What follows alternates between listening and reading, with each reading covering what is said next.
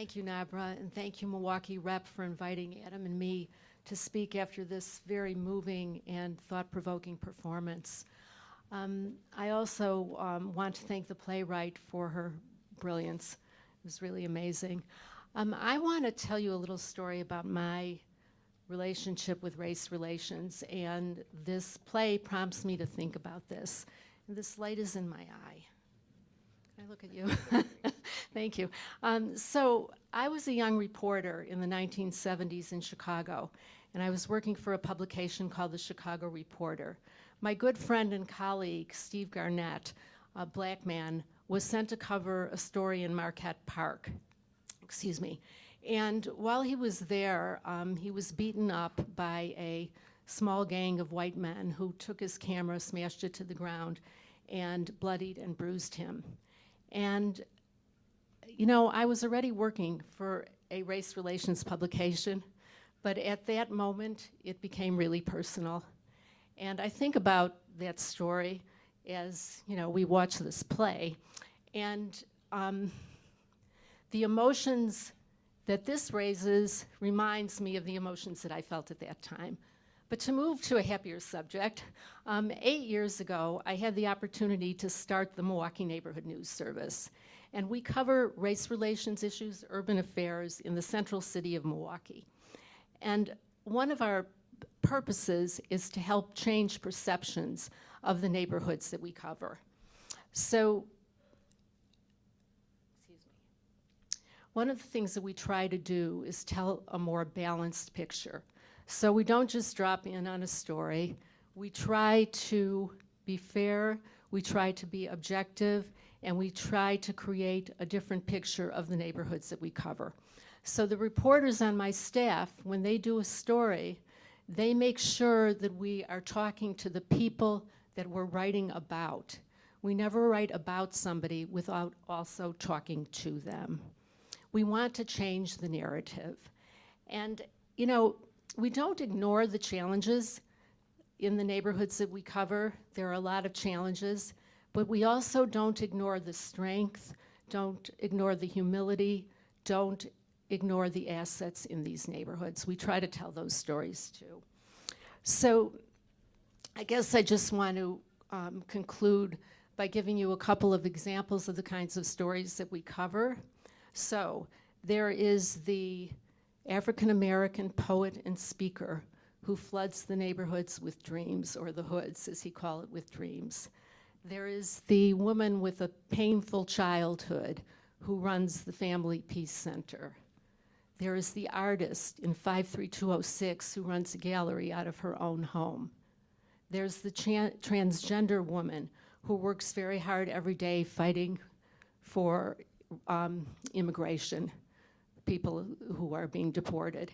And these stories together, we hope, change the perspective of the neighborhoods that we're covering, and change the perspective about the men, women, children, and what they do in their lives. And I hope that at some point soon you'll check out Milwaukee Neighborhood News Service. Thank you.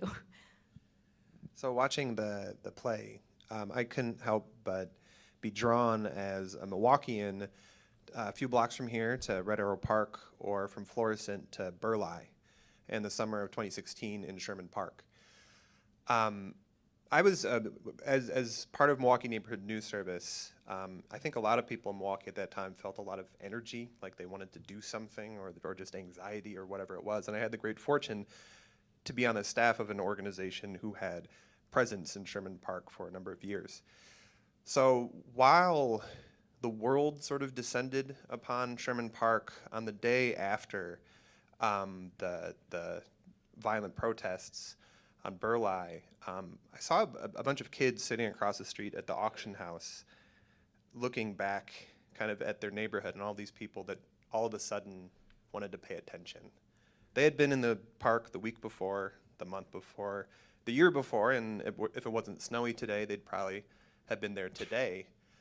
And I think for me, I felt very, I felt useful in some way as a Milwaukeean, that I could be part of a project where the reporters who are my colleagues could be out in the street interviewing people, that we could offer a platform for community members to express their voice, and it wasn't just rushing to judgment to say Sherman Park is this or that, or this isn't Sherman Park.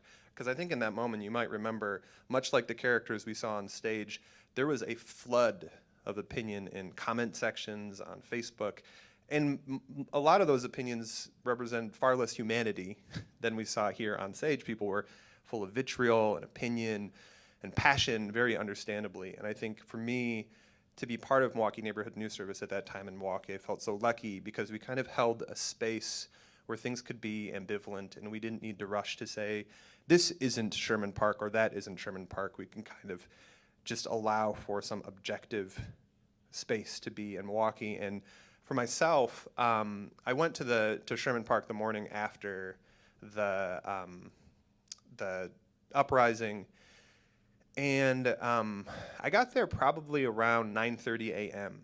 And by 10 a.m., there were so many people from around Sherman Park and from around Milwaukee, there was actually really nothing left to do. All of the glass had been swept up. There were, I took a picture of a guy sitting right on the corner of Burleigh and Sherman, sitting on a bunch of stacks of water, of bottles of water that people had brought in cleaning supplies. There were so many cleaning supplies. There was more cleaning supplies than cleaning to be done. By about 10:30, it had ended. Judge Derek Mosley was passing out candy bars from the back of his car.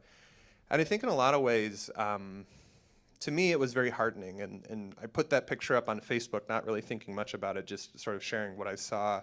And that got shared 855,000 times. So it got shared a lot.